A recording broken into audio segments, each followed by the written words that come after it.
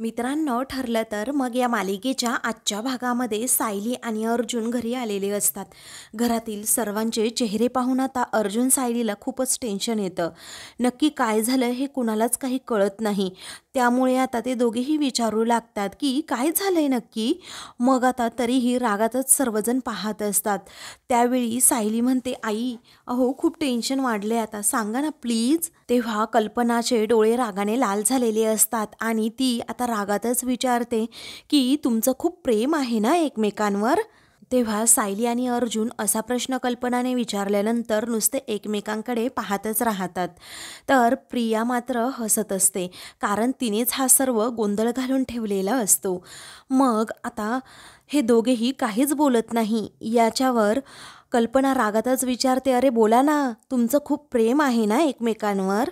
तेव्हा सायली आणि अर्जुन थोडे पुढे येतात. सायली मधुभाऊंकडे पाहत असते, तर अर्जुन त्याच्या मम्माला उत्तर देतो की हो आहे ना आमचं प्रेम एकमेकांवर. तेव्हा कल्पना आता रागातच पुढे जाते आणि अर्जुनच्या सणासण 3-4 कानाखाली मारते.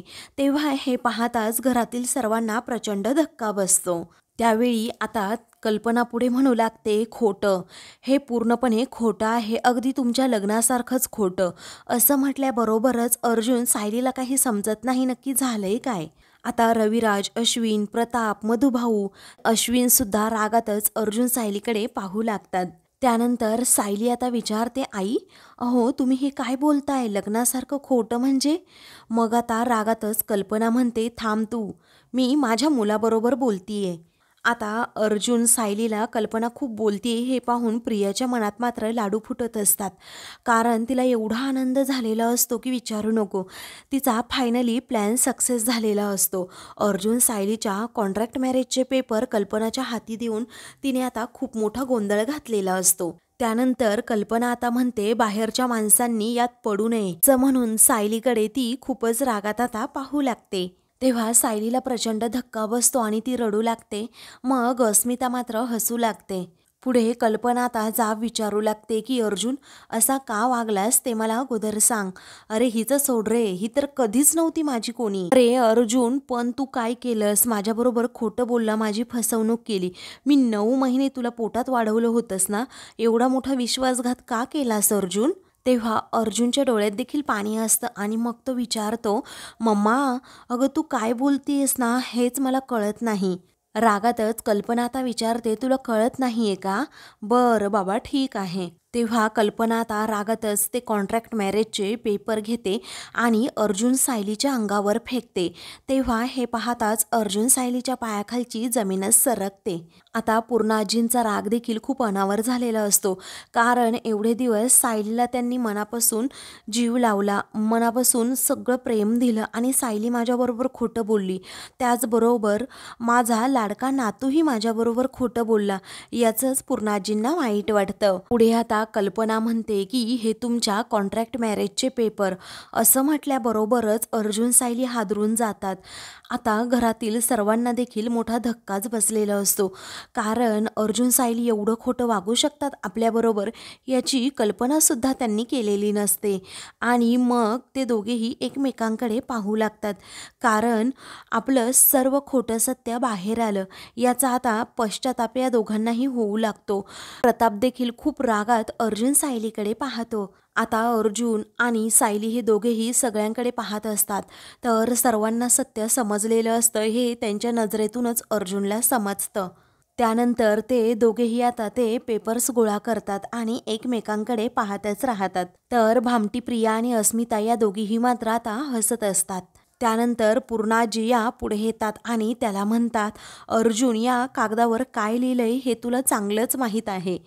मी तुला पुन्हा एकदा सांगते अर्जुन की यावर लिहिलंय ॲडव्होकेट अर्जुन सुभेदार आणि सायली मधुकर या दोघांनीही लग्नाचा फक्त आणि फक्त करार केलाय. तेव्हा सायली आता मधुभाऊंकडे पाहते, कारण मधुभाऊ हे खूप रडत असतात आणि सायलीकडे रागात पाहत असतात. तर लग्नाचा करार हा शब्द ऐकून घरातील सर्वांच्या काळजाचा पुन्हा एकदा ठोका चुकलेला असतो, कारण अर्जुन आणि सायलीने त्यावर अजून काहीही रिॲक्शन दिलेली नसते, की काहीही आपलं मत सुद्धा मांडलेलं नसतं. त्यानंतर रागातच प्रताप विचारतो, याचा नेमका अर्थ काय होतो हे मला समजावशील का तू अर्जुन? कारण आम्हाला जो या कॉन्ट्रॅक्ट मॅरेजचा अर्थ समजलाय ना, तो खूपच भयानक आहे.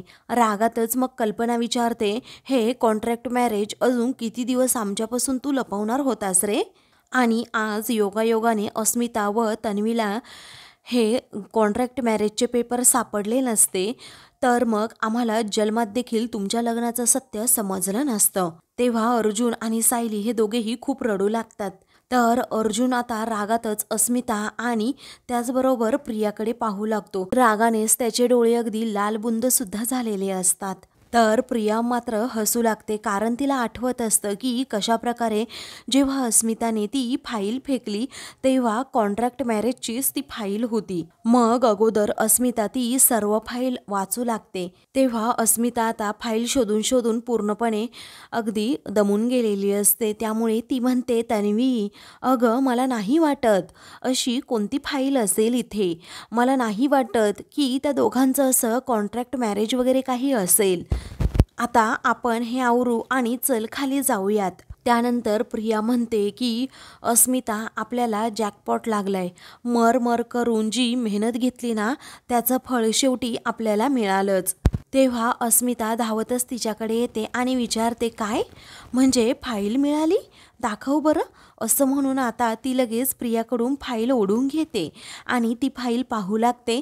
तर प्रिया आता जोराजोरात हसू लागते, कारण अर्जुन सायलीच्या लग्नाचं शेवटी सत्य हे तिने बाहेर आणलेलंच असतं. तेव्हा अस्मिता देखील ती फाईल आता वाचते आणि म्हणते, बापरे, कॉन्ट्रॅक्ट मॅरेज म्हणजे अर्जुन सायली हे दोघेही कॉन्ट्रॅक्ट मॅरेज करून या घरात आलेत. तेव्हा आता अस्मिताला देखील मोठा हादरा बसलेला असतो. तेव्हा आता काय करायचं, हे कॉन्ट्रॅक्ट पेपरचं नक्की काय कुठे ठेवायचं असं ती विचारते. मग आता प्रिया म्हणते की कुठेही ठेवायची गरज नाहीये. आता आपण फक्त सुभेदारांच्या हातामध्ये ही फाईल द्यायची, सर्वांना दाखवायची. मग जो काही निर्णय घेतील ना, ते सुभेदार मिळूनच घेतील आणि आपण फक्त आणि फक्त मजा घ्यायची, असं म्हणून त्या दोघीही हॉलमध्ये येतात. इकडे हॉलमध्ये घरातील सर्वांच्या गप्पा चाललेल्या असतात आणि मोठ्या मोठ्याने जुन्या आठवणी काढून हसत असतात. तेव्हा अस्मिता, प्रिया या दोघीही तेथे येतात आणि अस्मिता सर्वांना म्हणते, ऐका ऐका, आम्हाला तुम्हाला काहीतरी दाखवायचं, काहीतरी सांगायचंय. तेव्हा अश्विन म्हणतो, नाही अस्मिता ताई, अटेन्शन सीक करण्याची तुझी खूप जुनी पद्धत आहे ही. त्यानंतर अस्मिता म्हणते, तन्वीला अर्जुन आणि सायलीच्या रूममध्ये एक गोष्ट सापडली आणि ती तुम्ही पाहायला हवी. तेव्हा आता घरातील सर्वांना धक्का बसतो, नक्की अशी कोणती गोष्ट सापडली असेल, एवढी महत्त्वाची असेल का ती आपण बघण्यासारखी? हाच प्रश्न सर्वांच्या मनात येतो. पुढे आता तन्वी, तू का गेली होतीस त्या रूममध्ये अर्जुनच्या, असं रागातच रविराज विचारतो. तेव्हा प्रिया काही बोलण्याच्या आतच अस्मिता सांगते, माझ्या रूमचा AC बंद पडल्यामुळे मी तन्वीला म्हटलं आपण तिथे गप्पा मारत बसू आणि म्हणूनच आम्ही तिथे गेलो. तेव्हा आता पूर्णाजींना जरा राग येतो, म्हणून त्या प्रियाला बोलण्यासाठी उठत असतात. त्याच वेळी मात्र प्रतिमा म्हणते, तन्वी हे बघ, असं अर्जुनच्या रूममध्ये पुन्हा जायचं नाही, समजलं? तेव्हा ती नाही असं म्हणते.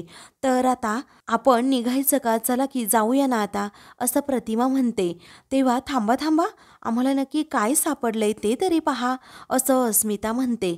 त्याच वेळी आता रविराज उठतोच आणि म्हणतो, चला आपण निघूयात आता. प्रतिमा देखील उठते. मग कल्पना म्हणते की भाऊजी, अहो मी तुम्हाला असं कसं जाऊ देईल, तन्वीला काय सापडलंय ते आपण बघूयात ना अगोदर. रागातच कल्पना आता पुढे येते आणि विचारते, काय सापडले काय तन्वी तुला, बघू बरं. तेव्हा प्रिया लगेच आता ती फाईल कल्पनाकडे देते. कल्पना आता ती सर्व फाईल वाचू लागते आणि ती वाचल्यानंतर तिला प्रचंड धक्का बसतो. कल्पनाच्या चेहऱ्यावरील उडालेला रंग पाहून घरातील सर्वजण एकमेकांकडे पाहतच राहतात आणि नक्की काय झालं असेल कल्पनाला हा विचार करत आता प्रतापच पुढे येतो आणि काय ग कसली फाईल आहे असं विचारतो. तो सुद्धा ती फाईल हातात घेतो आणि ती फाईल आता वाचू लागतो आणि त्याच्याही पायाखालची जमीनच सरकते. त्यानंतर अश्विन आता पुढे येतो आणि ती फाईल वाचू लागतो. तोही हादरतो. तो पूर्णा आजींकडे ती फाईल पास करतो. पूर्णा आजी देखील आता ती कॉन्ट्रॅक्ट मॅरेजची फाईल वाचतात. त्यांच्या डोळ्यातून आता अश्रू वाहू लागतात, कारण त्यांना हा बसलेला प्रचंड मोठा धक्का असतो. त्या पाठोपाठ रविराज, त्याचबरोबर प्रतिमा आणि मधुभाऊ आणि चैतन्य हे सर्वजण फाईल वाचतात. त्यांच्या पायाखालची जमीनच सरकते. ऑलरेडी चैतन्याला माहीत असतं, परंतु आता त्यालाही मोठा धक्का बसतो. रागातच तो प्रियाकडे पाहतो, तेव्हा प्रिया मात्र गालात हसते. मग त्याचा राग अजूनच अनावर होतो. मधुभाऊंच्या पायाखालची जमीनच सरकते. त्यांना धक्का बसलेला असतो. ते पूर्णपणे कोलमडून जातात आणि तेथे खुर्चीत बसून घेतात. त्यांच्या डोळ्यातून अश्रू वाहतात. तर कुसुम त्यांना धीर देते. तेव्हा आता चैतन्याला कल्पना रागातच म्हणते की लवकरात लवकर तू अर्जुनला फोन कर, याचा अर्थ मला समजलाच पाहिजे आणि त्या दोघांनाही घरी बोलव. पण आता चैतन्य फोन करत नाही, म्हणून कल्पनाच त्या दोघांना फोन करून आता घरी बोलवते. घरातील सर्वजण एकदम शांत शांत असतात. अर्जुन बिचारा रडत असतो आणि सायली देखील. तेव्हा तो आता चैतन्याकडे पाहतच राहतो. तेव्हा कल्पना आता रडतच विचारते, अर्जुन, हे कॉन्ट्रॅक्ट जेव्हा आमच्या हातात सापडला ना, तेव्हा आमची काय अवस्था झाली होती ना, हे तू अजिबात इमॅजिन सुद्धा करू शकत नाही अर्जुन. त्यानंतर पूर्णाजिया खूपच रागात म्हणतात की या अगोदर मला तुझा संताप फक्त आणि फक्त एकदाच आला होता अर्जुन, जेव्हा तू सायलीबरोबर लग्न करून आला होतास ना, तेव्हा त्या दोघांच्या लग्नाचे सर्व प्रसंग आता घरच्यांना आठवू लागतात. तेव्हा त्या आता पुढे म्हणू लागतात, तरीही मी तुम्हा दोघांनाही स्वीकारलं होतं, पण आम्हाला आज कळतंय की ते लग्नच खोटं होतं. तेव्हा अर्जुन म्हणतो, नाही पूर्णाजी, ते लग्न खोटं नव्हतं. तेव्हा अर्जुन पुढे सांगू लागतो. तर कल्पना आता म्हणते, गप्प बस तू अर्जुन, काहीही बोलू नकोस. त्यानंतर रागातच आता कल्पना विचारते, हे लग्न जर का खोटं नाहीये तर मग तुम्ही हे कॉन्ट्रॅक्ट का केलं? अरे अजून तुम्ही आम्हाला किती फसवणार आहात ते तरी सांग. तेव्हा प्रताप आता म्हणतो, वकिली भाषेत तू काही फिरवाफिरवी करणार आहेस का अर्जुन? तेव्हा थांब अर्जुन, तू काही बोलूच नकोस हा आता. अरे रविराज, मला सांग, कॉन्ट्रॅक्ट मॅरेज याचा अर्थ काय होतो हे आम्हाला एक्सप्लेन करून जरा सांग. तेव्हा कल्पना देखील म्हणते, रविराज भाऊजी, आता तुम्हीच सांगा. जर माझं काही चुकत असेल ना, तर मी स्वतःच्या थोबाडीत मारून घेईल ना. कल्पनाला होणारा हा त्रास पाहून सायली आणि अर्जुन दोघेही खूप रडत असतात. तेव्हा रविराज आता सांगू लागतो की कायदा असं सांगतो, कॉन्ट्रॅक्ट मॅरेज म्हणजे दोन व्यक्तींनी एकमेकांच्या संमतीने केलेलं कॉन्ट्रॅक्ट मॅरेज. आणि याच कॉन्ट्रॅक्ट मॅरेजमध्ये एक स्त्री आणि एक पुरुष ठराविक काळासाठी, ठराविक कारणासाठी एकत्र राहतात. ज्या कारणासाठी हे कॉन्ट्रॅक्ट केलं ते कारण एकदा पार पडलं तर दोघांचा एकमेकांबरोबर तसाही काही संबंध राहत नाही. त्या दोघांमध्ये कसलंही नातं नसतं आणि एकमेकांबरोबर कोणतंही प्रेम नसतं आणि त्या दोघांमध्ये असते ती फक्त सोय. अर्जुन हा जरा रागातच प्रियाकडे पाहत असतो, कारण तिनेच हा सगळा घोळ घातलेला असतो. शेवटी आता कॉन्ट्रॅक्ट मॅरेजचा अर्थ हा रविराजने सर्वांना समजावून सांगितलेला असतो. त्यामुळे आता घरातील सर्वजण त्या दोघांकडे पाहत असतात. तेव्हा सायली आता खूपच रडू लागते. ते पाहून अर्जुन तिचा हात हातात घेतो आणि रडू नकोस असं म्हणतो. पुढे पूर्णाजी विचारतात की तुमच्या दोघांमध्ये असं कॉन्ट्रॅक्ट करण्याचं कारणच काय होतं? पुढे आता रविराज म्हणतो की पूर्णाई, या कॉन्ट्रॅक्ट मॅरेजचे पेपर जेव्हा मी वाचले ना, त्यावरून असं स्पष्ट होतंय की या दोघांनी फक्त आपापल्या सोयीसाठी हे कॉन्ट्रॅक्ट मॅरेज केलंय. या दोघांमध्ये असं ठरलंय पूर्णाई की अर्जुनने मधुभाऊंची केस घ्यायची ना, निर्दोष सोडवायचं. त्या बदल्यामध्ये सायली अर्जुन बरोबर त्याच्या बायकोसारखी राहणार. आता कॉन्ट्रॅक्ट मॅरेजचं खरं सत्य ऐकून घरातील सर्वांच्या पायाखालची जमीनच सरकते. तर मधुभाऊसुद्धा आता एकदम शॉक असतात, कारण त्यांच्यासाठी हा खूप मोठा धक्का असतो आणि त्यांना पहिल्यांदाच रविराजच्या तोंडून ही गोष्ट समजलेली असते. तेव्हा चैतन्याला देखील आता पुढे आठवतं की कशा प्रकारे जेव्हा तन्वी अर्जुनचा साखरपुडा होता तेव्हा कल्पनाने फोन केला होता आणि आम्ही कोर्टात आहोत असं सांगितलं होतं. हे सर्व लग्नातील प्रसंग आता त्याला पुन्हा एकदा आठवू लागतात आणि त्यालाच आता कल्पनाच्या नजरेतून पडल्यासारखं वाटतं. मग नंतर आता अर्जुनला देखील आठवतं कशाप्रकारे मी लग्न करून जेव्हा सायलीबरोबर घरी आलो तेव्हा घरच्यांना शॉक बसला होता आणि सायलीलाही ते प्रसंग आठवत असतात. बिचारी आता रडणंच थांबवत नसते, कारण तिला आता खूप पश्चाताप होत असतो. घरातील सर्वांना मी फसवलं याचं वाईटसुद्धा वाटत असतं. तर अर्जुनला आता आठवतं की पूर्णा आजी तेव्हा म्हणाली होती, तन्वी आणि तुझं लग्न मी ठरवलं होतं अर्जुन. तेव्हा अर्जुन आता म्हणतो की तेव्हा मी फक्त 8-9 वर्षाचा होतो पूर्णा आजी, आणि मला माझ्या लाईफमध्ये आता काय हवंय ना हे मला चांगल्यापैकी कळतंय. हेही आता पूर्णा आजींना आठवून त्या रागातच अर्जुन सायलीकडे पाहू लागतात. या दोघांनीही खूप मोठा घरच्यांचा विश्वासघात करून सर्वांनाच फसवलं आहे आणि स्वतःची सुद्धा फसवणूक करून घेतली आहे. हे आता कुणालाच पचलेलं नसतं. त्यामुळे सर्वजण आता रडत सुद्धा असतात. अर्जुन सायलीवर चिडलेले सुद्धा असतात. सर्वांची मनस्थिती खरंच खूप वेगळी असते. त्यानंतर प्रतापला आठवतं की कशाप्रकारे जेव्हा अर्जुन सायलीबरोबर लग्न करून आला तेव्हा मी त्याला म्हणालो होतो, पण अगदी हक्काने, की अर्जुन, अरे आम्ही तुला जन्म दिलाय आणि तू आमच्याबरोबर असं खोटं बोलतोस, अशी फसवणूक करतो. आणि त्याचवेळी अर्जुनने उत्तर दिलं होतं की मी तुम्हाला काय इन्व्हिटेशन दिलं नव्हतं की मला जन्माला घाला म्हणून, हा तुमचा चॉईस होता बाबा. आणि अर्जुन एवढं काही बोलला होता तेव्हा ते फक्त सायलीसाठी, आणि आज काय तर सायलीबरोबर हा कॉन्ट्रॅक्ट मॅरेज करून आलाय असं आता प्रतापला आठवतं. अर्जुन व सायली खोटं बोलल्याचा त्याला राग अनावर होत असतो. या दोघांनीही आपली खूप मोठी फसवणूक केली आहे. कल्पना आणि प्रतापला हे सहन होत नाही. सायली फक्त आणि फक्त खूप रडत असते. सर्वजण आता आश्चर्याने अर्जुन सायलीकडे पाहत असतात की या दोघांचं एकमेकांवर एवढं प्रेम होतं. गेली 1.5 वर्षे हे आम्हाला फक्त आणि फक्त फसवतायत. तेव्हा अर्जुन खूपच रागात आता प्रियाकडे पाहत असतो.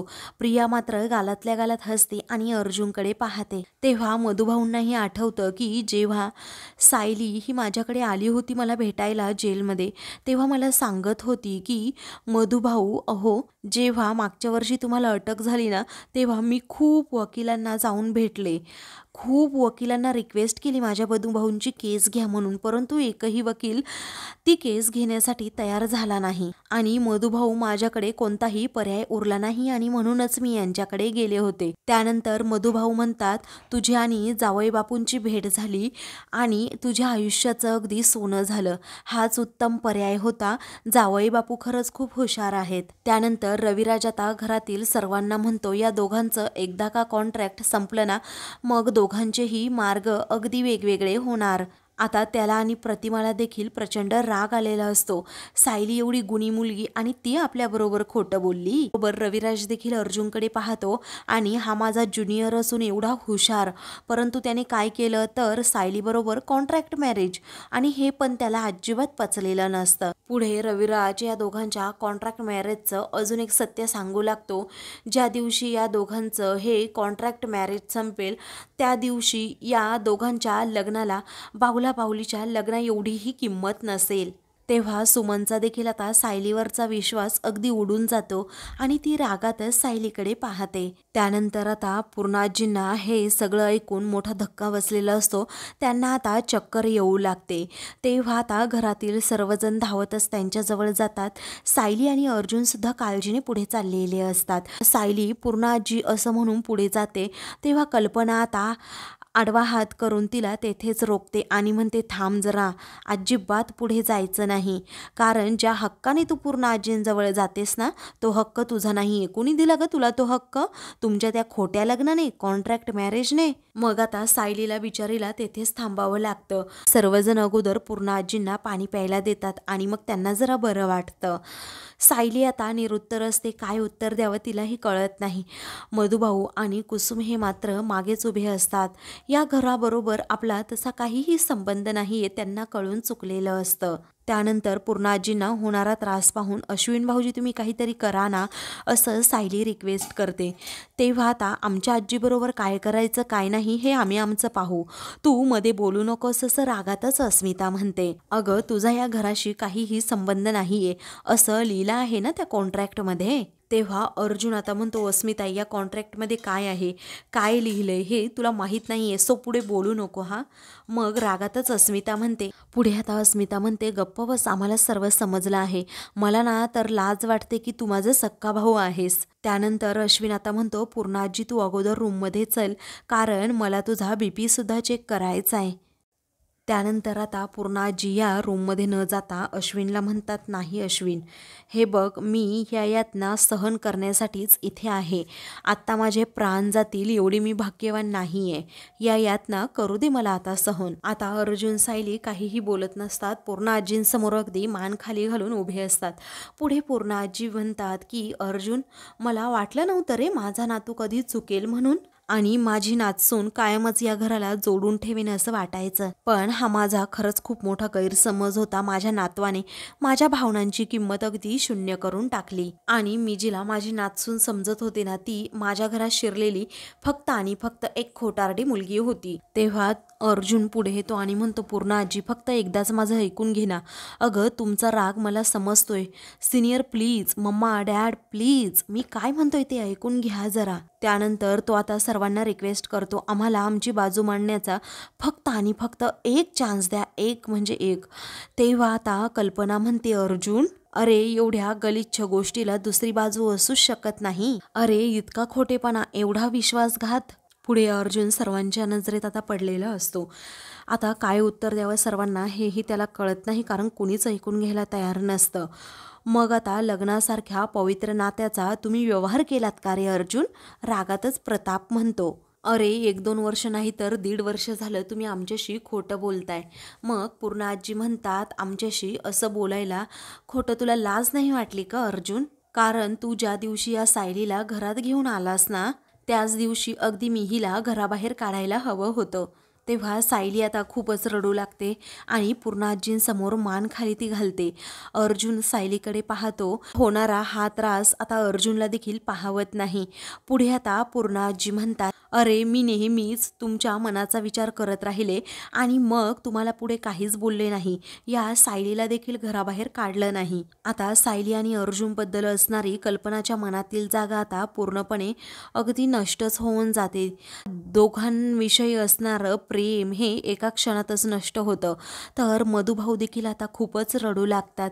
आपली सायली आपल्याबरोबर खोटं बोलली हे त्यांना अजिबात रुचलेलं नसतं, पचलेलं नसतं. त्यानंतर प्रताप म्हणतो, या मुलीने आपल्यावर अशी काय जादू केली ना त्यानंतर, की आपण आपला सगळा राग अगदी क्षणामध्ये विसरून गेलो. पण नाही, तोईचा बेडकीपणा होता. पुढे आता प्रताप म्हणतो, पूर्णा या मुलीबद्दल आपल्याला सुरुवातीला जे वाटत होतं ना तेच खरं निघालं अगं. तेव्हा आता पूर्णा आजी म्हणतात की तेव्हा आपल्याला देवी आई संकेत देत होती की या घरात जो अनर्थ होतोय ना तो अगोदर थांबवा आणि या मुलीला अजिबात स्वीकारू नका, असं म्हणून रागातच त्या सायलीकडे पाहू लागतात. सायली आता खूपच रडते, परंतु तिचाही नाईलाज झालेला असतो, कारण सर्वांच्या नजरेतून ती फायनली उतरलेली असते. तर आता मित्रांनो, पुढील भागामध्ये आता सायली तुला घराबाहेर काढण्याची वेळ आली आहे, रागातच कल्पना म्हणते. तेव्हा सायलीला आता प्रचंड धक्का बसतो. तिच्या पायाखालची जमीनच सरकते. आता हे तिच्या सगळं काही अपेक्षेपलीकडचं घडत असतं. तेव्हा चल निघ अगोदर इथून, असं रागातच आता कल्पना म्हणून तिचा हात पकडते, तिला घराबाहेर काढत असते. तेव्हा आता सायलीला चक्क ती ढकलूनच देते. घरातील सर्वजण आता ते पाहत असतात. मग आई आई करत नका ना असं करू, सायली म्हणते. तेव्हा अर्जुन आता म्हणतो, मम्मा, असं म्हणून तो सायलीचा हात पकडून तिला उठवतो आणि म्हणतो, मम्मा हे बघ, चूक एकटी सायलीची नाही आहे, माझी सुद्धा आहे. मीही तिच्याबरोबर घराबाहेर पडणार. पण आता सायली नकारार्थी मान हलवत अर्जुनला म्हणते की नाही, असं करायचं नाही आपल्याला. तेव्हा आता सायली त्याचा हात सोडवून घेते, तर मधुभाऊ रागातच सायलीचा हात पकडून तिला आता घेऊन जातात. अशाच मालिकेंचे पुढील भाग पाहण्यासाठी चॅनलला सबस्क्राईब करा.